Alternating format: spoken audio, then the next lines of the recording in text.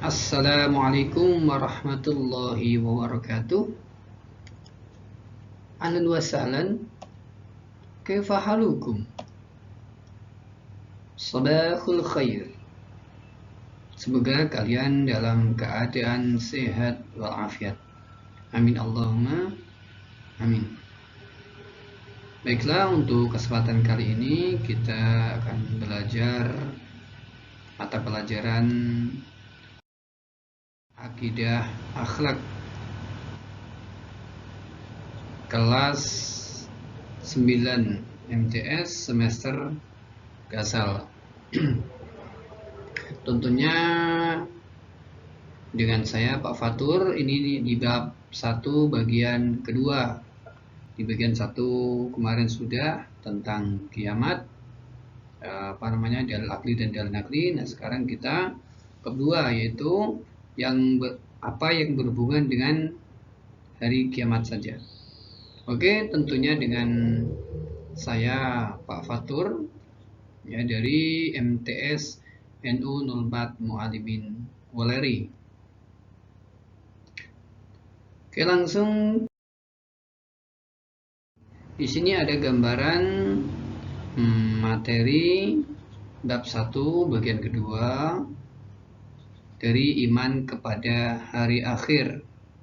Di sini gambaran hari akhir, kita lihat ada beberapa alam yang berhubungan dengan hari akhir, yaitu peristiwa yang berhubungan dengan hari akhir. Di antaranya ada peristiwa di alam barzakh, yang kedua yaumul ba'ats, yang ketiga yaumul hasyr, yang keempat yaumul hisab, dan yang kelima yaumul mizan, dan yang keenam sirat, dan selanjutnya yaumul jaza, di hari pembalasan, yang mana ending final destination kita yaitu antara surga atau neraka. Ya. Kompetensi intinya kemarin di pertemuan pertama sudah saya bahasakan, jadi kita lewati. Kompetensi dasarnya kita lewati, indikator pencapaian kompetensinya diantaranya menghayati kebenaran akan adanya hari akhir, meyakini kebenaran akan adanya hari akhir, mempraktikkan perilaku mawas diri dan tanggung jawab sebagai implementasi beriman kepada hari akhir, menjelaskan pengertian beriman kepada hari akhir, menunjukkan dalil beriman kepada hari akhir, menganalisis macam-macam alam gaib yang berhubungan dengan hari akhir, mengidentifikasi tanda-tanda hari akhir, mengidentifikasi perilaku beriman kepada hari akhir, membaca dengan tartil dalil tentang alam gaib yang berhubungan dengan hari akhir. Jadi nanti kita bertahap ya. Kalau di indikatornya 111 itu kita sudah di pertemuan pertama, terus mulai ini ya, ke 323 ini macam-macam alam gaib ini kita di bagian kedua. Oke, next lagi. Hal yang berhubungan dengan hari akhir atau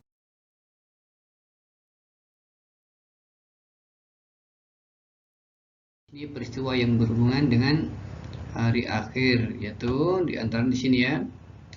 Alam gaib yang berhubungan dengan hari akhir adalah alam gaib yang harus dilewati manusia setelah kiamat datang, yang dimulai dari alam barzakh sampai hari pembalasan, yaitu final destinasi, tujuan akhirnya adalah di surga atau di neraka. Yang pertama yaitu alam barzakh atau alam ini ya, pembatas ya, yaitu alam kubur, tempat manusia meninggal dunia.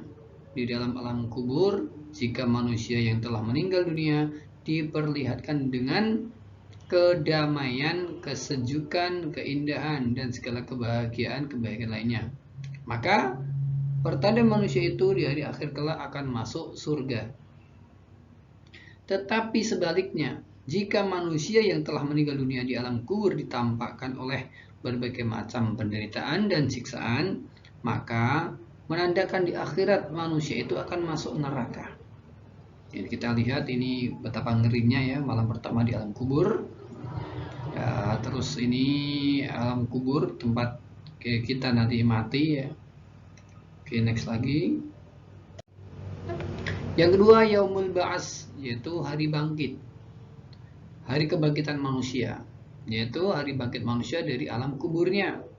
Pada hari itu, semua manusia yang telah meninggal dunia, jasadnya diutuhkan lagi, seperti sedia kala, meskipun sudah meninggal dunia berabad-abad lamanya. Lalu, manusia digiring ke suatu tempat yang disebut padang mahsyar. Ya, jadi bermacam-macam bentuk rupa manusia, tingkah-tingkah manusia ketika dibangkitkan dari alam kuburnya. Selanjutnya, peristiwa yang berhubungan dengan al-ghaib yang berkaitan dengan hari akhir adalah Yaumul Hasyr, yaitu hari digiringnya manusia ke padang mahsyar setelah dibangkitkan dari kubur. Di padang mahsyar, manusia dikumpulkan untuk dimintai pertanggungjawaban amal perbuatannya selama hidup di dunia.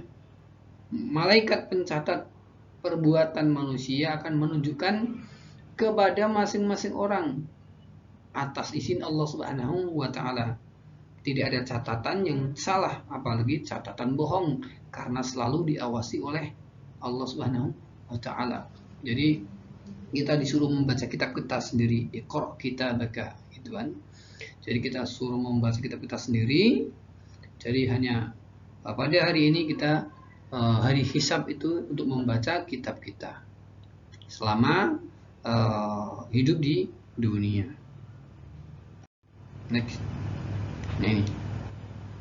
Di dalam Al-Quran disebutkan keadaan manusia saat dibangkitkan dan dikumpulkan di alam mahsyar.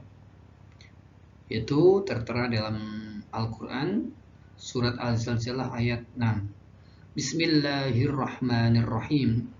Yauma idzi yasdurun nasu ashtatan liyurau a'malahum. Pada hari itu manusia keluar dari kuburnya dalam keadaan yang bermacam-macam, supaya diperlihatkan kepada mereka balasan pekerjaan mereka. Ya, kita tutup dulu wajah saya. Ya, apa-apalah. Di dalam tafsir Ibnu Katsir disebutkan mereka kembali dari mauqif hisab, tempat penghisapan. Ini mauqif itu ya parkir ya, berhenti ya. Tempat ya, tempat. Dalam keadaan bercerai-berai dan bermacam-macam. Ada yang celaka dan ada yang bahagia. Oke. Ini tak tutup itu dulu baca saya. Adapun gambaran manusia di alam mahsyar sesuai hadis Rasulullah SAW sebagai berikut. 1. Hamparan tanah putih alam mahsyar atau padang mahsyar adalah tempat berkumpulnya manusia setelah hari kiamat. Tempat itu digambarkan sebagai tanah rata yang berwarna putih. Artinya, belum pernah ditempati seseorang. Rasulullah SAW bersabda, An Sahl bin Sa'din qala Rasulullah SAW yuhsyarun nasu yaumal qiyamati ala ardim bayda'a afra'a kakursadin naqiyyi laisa fiha alamun li ahadin. Dari Sahl bin Sa'd, dia berkata, Rasulullah SAW bersabda, pada hari kiamat kelak manusia akan dikumpulkan di bumi yang sangat putih berbentuk bulat pipih dan datar tanpa ada tanda bagi siapapun di atasnya. Jadi ketika kita bangkit dari kubur, kita dalam keadaan bingung ya, lama baru sadar, oh ternyata ini kiamat. Nah, kita baru sadar, oh ini tempat sepertinya tidak ada tanda-tanda kehidupan sebelumnya. Jadi datar putih gitu. Oke, next lagi. Ya. Terus tingkah selanjutnya, manusia tenggelam dalam lautan keringat, saking panasnya, saking susahnya ya. Jadi dari Abu Hurairah radhiyallahu anhu bahwasanya Rasulullah SAW bersabda, pada hari kiamat manusia berkeringat hingga keringatnya mereka di bumi setinggi 70 hasta dan menenggelamkan mereka hingga telinga. Sampai telinga, wah ngeri sekali ya. Pokoknya ngeri lah, nggak bisa membayangkan saya bagaimana susahnya. Ya endless lah, susah yang tidak ada akhirnya.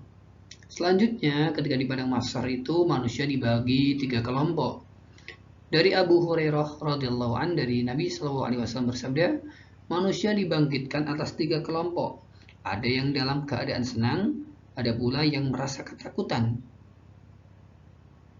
Ada 2 orang yang menunggangi 1 onta, ada 3 orang yang menunggangi 1 onta, ada 4 orang yang menunggangi 1 onta, bahkan ada 10 orang yang menunggangi 1 onta. Lalu sisanya dikumpulkan oleh api yang selalu menyertai mereka pada malam dan siang. Ngeri ya. Mereka berkata pada pagi dan sore hari. Seperti itulah katanya mereka seperti itu ya. Ya ini gambaran pada mahsyar bisa dilihat. Ya, gambaran seperti itulah. Next ya. Terus ini tingkah manusia ketika digiring di padang mahsyar itu yaitu dalam keadaan telanjang. Wah, betapa malunya ya, gitu kan, telanjang. Dari Aisyah berkata, aku mendengar Rasulullah SAW bersabda, manusia dikumpulkan pada hari kiamat dalam keadaan tidak beralas kaki. Jadi tidak memakai sandal, sepatu, telanjang dan kulup. Wah, kulupnya telanjang bulat itu. Aku bertanya, wahai Rasulullah SAW, wahai Rasulullah, wanita-wanita dan lelaki-lelaki semua saling melihat satu sama lain. Beliau menjawab, wahai Aisyah, permasalahannya lebih sulit dari saling melihat satu sama lain. Jadi tidak sempat untuk melihat si anu A, si anu B, tidak sempat, saking susahnya. Ya. Saking susahnya itu tidak sempat melihat itu, bahkan diri kita sendiri aja lupa. Jadi saking susahnya tidak sempat melihat anu A, anu B, gitu kan. Nah, ketika itu saking susahnya manusia, yang dijanjikan sebentar lagi akan hadir, yaitu syafaat Rasulullah SAW. Dari Anas radhiyallahu anhu mengatakan, Rasulullah SAW bersabda, pada hari kiamat Allah mengumpulkan seluruh manusia. Mereka berujar, duhai sekiranya kita meminta syafaat kepada Tuhan kita sehingga dia bisa meringankan penderitaan kita di tempat kita ini. Maka mereka menemui Adam dan mengutarakan hajat mereka. Engkaulah manusia yang Allah cipta dengan tangannya, dan dia tiupkan ruhnya kepadamu, dan dia perintahkan para malaikat untuk sujud kepadamu. Maka tolonglah engkau meminta syafaat kepada Tuhan kami. Namun Adam menjawab, di sini bukan tempatku untuk meringankan kalian. Adam lalu menyebut-nyebut kesalahannya dan berujar, datanglah Nuh, Rasul pertama-tama yang Allah utus. Maka mereka mendatangi Nuh. Namun ternyata Nuh juga menjawab, di sini bukan tempatku untuk memberi pertolongan. Lantas Nuh menyebut-nyebut kesalahannya dan berujar, datanglah kalian kepada Ibrahim yang telah Allah jadikan sebagai kekasihnya. Mereka pun mendatanginya. Tetapi ia juga berujar, di sini bukan tempatku untuk meringankan kalian. Dan ia sebut-sebut kesalahannya seraya berujar, datanglah kalian kepada Musa yang Allah telah mengajaknya bicara. Mereka pun mendatangi Musa. Namun Musa juga mengatakan, saya tak berhak meringankan kalian. Dan Musa menyebut-nyebut kesalahan pribadinya seraya berujar, datanglah kalian kepada Isa. Mereka pun mendatanginya Isa. Dan Isa pun juga mengatakan, saya tak berhak meringankan kalian, sambil berujar, datanglah kepada Muhammad, sebab dosanya yang dahulu dan yang akan datang telah mendapat ampunan. Mereka pun mendatangiku dan aku meminta izin kepada Rabbku. Ketika aku melihatnya, aku langsung tersungkur sujud dan ia meringankanku sekehendak Allah.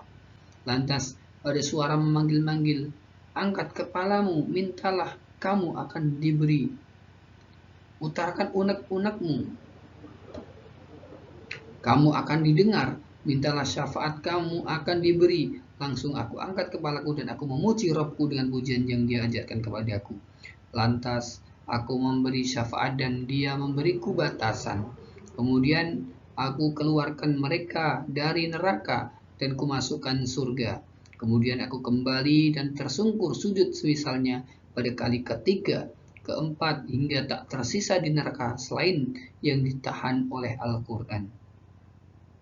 Sedang Qatadah berkata dalam hal ini dengan redaksi sehingga keabadian wajib baginya. Ini diterangkan oleh Bukhari ya, ini saking banyaknya.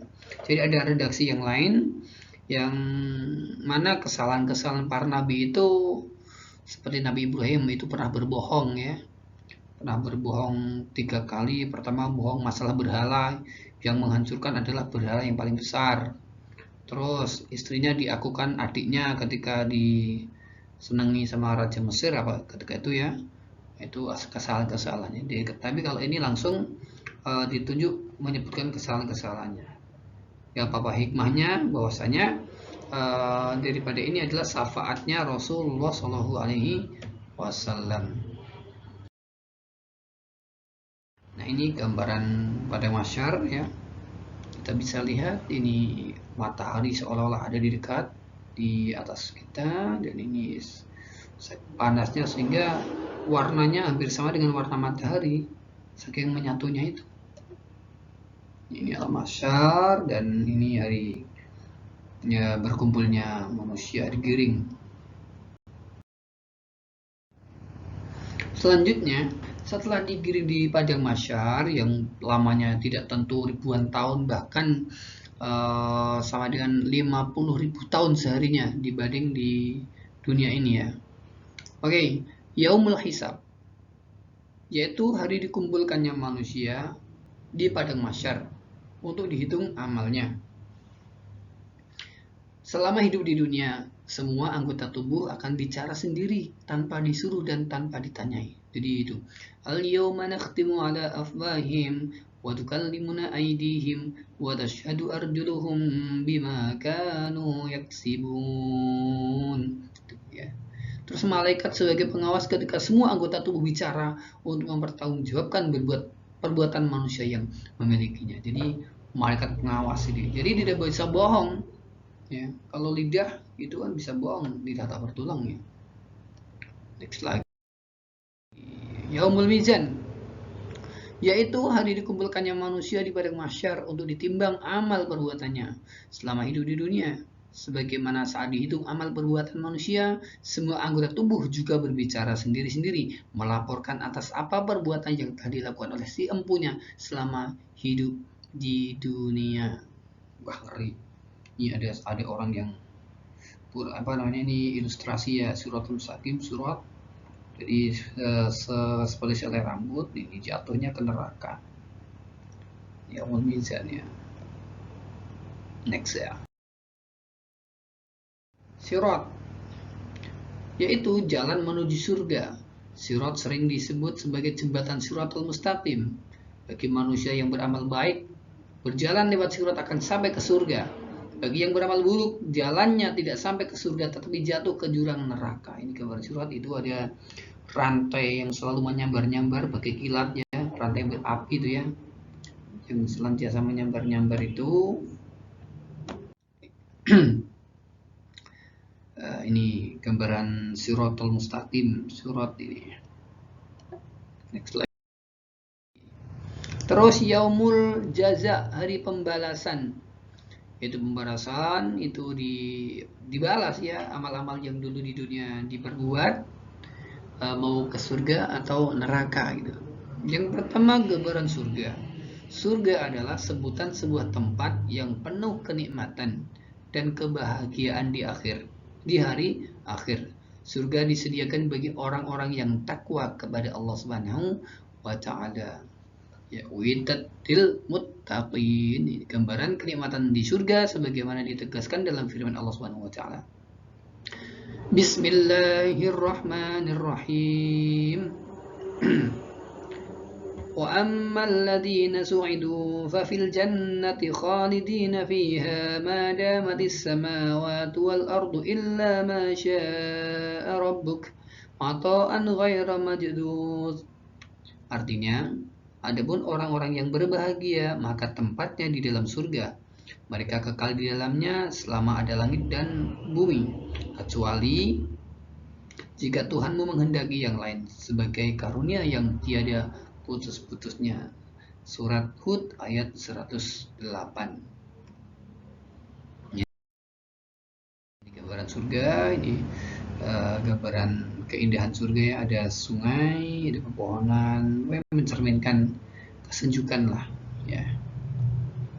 Next lagi. Sekarang neraka ini. Neraka adalah sebutan sebuah tempat yang penuh penderitaan dan siksaan di hari akhir. Neraka diperuntukkan bagi orang-orang yang durhaka dan mengingkari hukum Allah. Gambaran penderitaan di neraka diterangkan dalam firman Allah surat Hud ayat 106. Bismillahirrahmanirrahim. فَأَمَّا الَّذِينَ شَقُوا فَفِي النَّارِ لَهُمْ فِيهَا زَفِيرٌ وَشَهِيقٌ. Adapun orang-orang yang celaka, maka tempatnya di dalam neraka. Di dalamnya mereka mengeluarkan dan menarik nafas dengan merintih. Selanjutnya ayat surat Hud 107 dilanjutkan ya. Khalidina fiha ma damatis samawati wal ardu illa ma syaa rabbuk inna rabbaka fa'alul lima yurid. Mereka kekal di dalamnya selama ada langit dan bumi, kecuali jika Tuhan menghendaki yang lain. Sesungguhnya Tuhanmu maha pelaksana terhadap apa yang Dia kehendaki.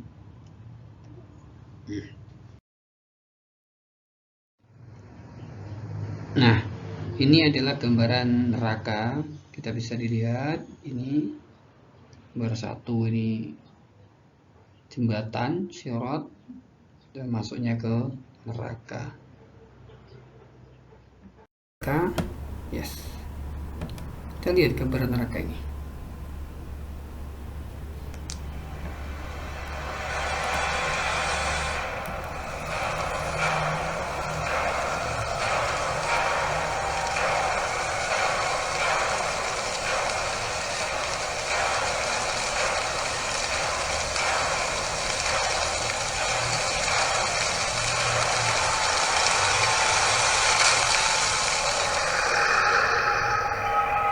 Ini gambaran seorang yang suka berbuat maksiat.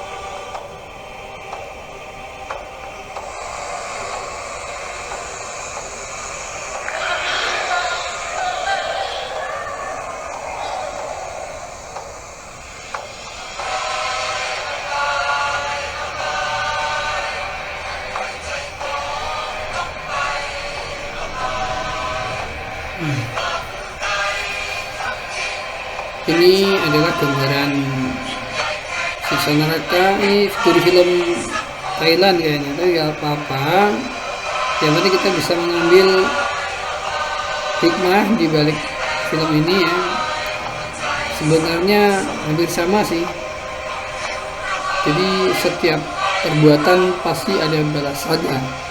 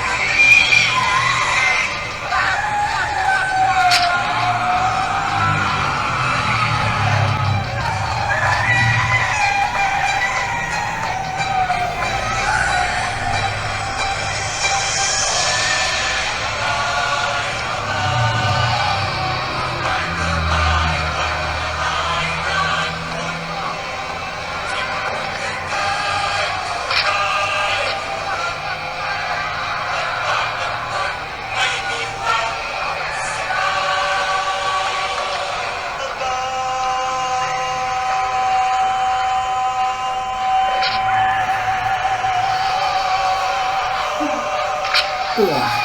Uh.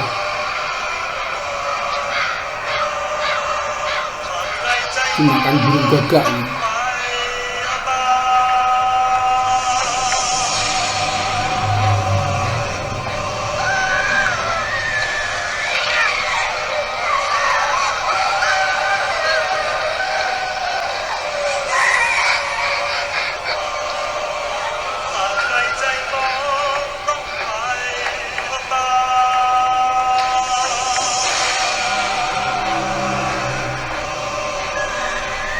Gak bisa lari kemana-mana.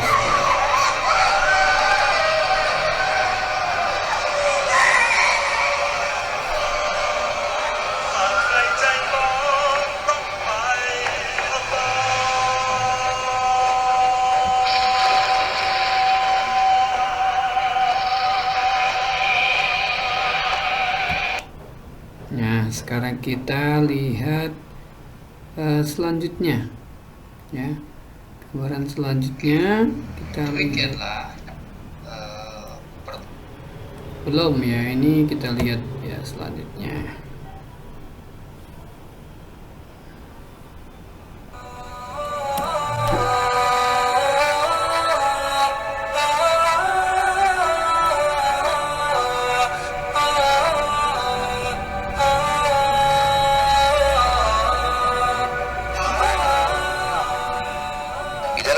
Surat Tahrim ayat 6 Allah berfirman, A'udzubillahi minasyaitonirrajim, Ya ayyuhalladzina amanu qu anfusakum wa ahlikum nara wa quduha an-nasu wal hijara 'alaiha malaikatun giladun shidadun la ya'sunallaha ma amara wa yaf'aluna ma yu'marun. Hai orang-orang yang beriman. Berarti orang selain beriman mungkin tidak tersentuh dengan ayat ini, karena Allah memang mengajak orang yang sudah yakin tentang keberadaan Allah. Selamatkan dirimu, selamatkan keluargamu, istri, anak, suami, orang tua, siapa saja, kerabatmu, orang-orang terdekatmu dari api neraka. Kenapa ya Allah kami harus selamatkan dari api neraka? Memang ada apa dengan neraka? Allah bilang yang bahan bakarnya dari manusia dan batu. Kenapa manusia dan batu? Apa sebabnya di sini? Kenapa Allah sebutkan ini, teman-teman? Selain memang Allah jadikan mereka sebagai pembakar atau batu bakarnya ya, atau kayu bakarnya api neraka. Kalau batu, kalau dibakar teman-teman sekalian, dia akan menyimpan panas itu.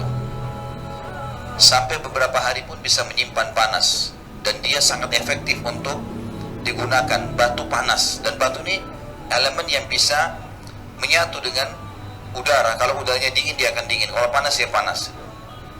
Dan batu ini kalau sudah sampai pada puncak panas tertentu, dia akan meletup-letup, meledak dan mengeluarkan serpian-serpian kecil.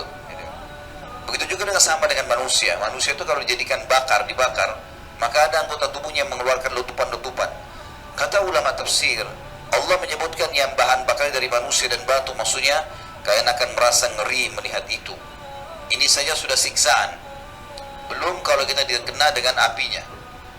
Allah mengatakan ditambah lagi penjaga-penjaganya, malaikat-malaikat yang kasar, keras, tidak durhaka kepada Allah apa yang diperintahkan, dan selalu patuh dan melaksanakan apa yang dititahkan. Makna di sini kata ulama tafsir, kasar dan keras adalah tidak ada negosiasi. Allah bilang potong-potong, Allah bilang bakar-bakar, tidak ada lagi negosiasi sama para malaikat ini. Ini ayat menjelaskan tentang bahayanya api neraka. Di dalam ayat lain juga Allah Subhanahu wa taala mengingatkan kepada kita dalam surah Al-Furqan ayat 65 sampai 66. A'udzu billahi minasyaitonir rajim, walladzina yaqulun rabbana shrif 'anna 'adzab jahannam inna 'adzabaha kana garama innaha sa'at mustaqarra wa muqama. Dan orang-orang yang selalu berkata dan berdoa, orang beriman selalu berdoa, Ya Rabb kami, jauhkanlah kami, selamatkanlah kami dari azab neraka jahannam. Karena sungguhnya azabnya itu membuat kebinasaan yang kekal. Sungguh jahannam itu seburuk-buruk tempat menetap dan tempat kediaman. Kata ulama tafsir, kenapa Allah Subhanahu wa taala menyebutkan tempat atau seburuk-buruk tempat? Karena di neraka teman-teman tidak ada lagi kematian. Seseorang kalau disiksa, naudzubillah, dari awal dia masuk sampai entah berapa lama, tidak pernah berhenti dan istirahat dari siksa. Kalau seandainya kita bicara penjara dunia, kalau ada orang di penjara di dunia ini, kemudian ada masa dia dihukum atau disiksa, dicambuk misalnya, maka kita tahu sama-sama tidak akan mungkin 24 jam, karena yang menyambuknya pun pasti ada waktu letihnya. Di penjara bahkan ada waktu istirahat, ada waktu makan, ada waktu mandi, walaupun tempatnya tidak senyaman kalau di rumah. Kalau neraka bukan seperti itu teman-teman sekalian, jauh sekali perbedaannya. Neraka akan disiksa dan tidak akan pernah ada kematian. Bisa dibayangkan kalau seluruh daging kita terlepas dari tulang dan mata kita pun tercabut, tapi tidak mati. Kita rasakan sakitnya. Lalu Allah kembalikan lagi itu, diutuhkan lagi sampai Allahu a'lam berapa lama. Kalau 3 golongan, orang kafir, musyrik, dan orang munafik, kekal abadi selamanya. Orang muslim, mukmin yang asi, bermaksiat, tidak sempat taubat selama di dunia, maka akan disiksa sesuai dengan kadar dosanya. Itu pun Allahu a'lam berapa lama. Hanya Allah yang mengetahui berapa lama dia disiksa. Andai saja kita merenungi satu hari waktu akhirat sebagaimana Allah sebutkan dalam Al-Quran, A'udzu billahi minasyaitonir rajim, yauma inda rabbika ka'alfi sanatin mimma ta'uddun. Satu hari di sisi Allah di akhirat nanti sama dengan 1000 tahun waktu kalian di dunia. Andai saja kita na'udzubillah terjadwalkan atau seseorang terjadwalkan masuk neraka satu hari waktu akhirat, maka sama 1000 tahun disiksa non-stop 24 jam. Setengah hari saja 500 tahun. Maka ini waktu yang sangat luar biasa. Bagaimana dengan orang yang disiksa sekian ribu tahun waktu akhirat atau abadi selamanya?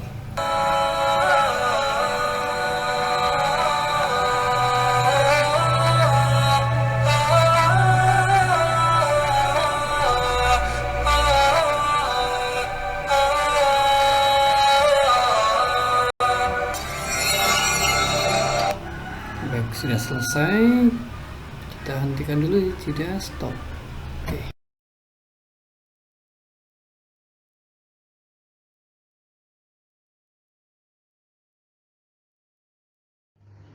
Baik, demikianlah materi pelajaran akidah akhlak pada pertemuan hari ini. Sampai jumpa di bab 1 lagi di bagian ketiga, yaitu tanda-tanda terjadinya hari akhir. Dan kita akhiri dengan baca Alhamdulillahirabbil alamin. Ila liqa. Wassalamualaikum warahmatullahi wabarakatuh.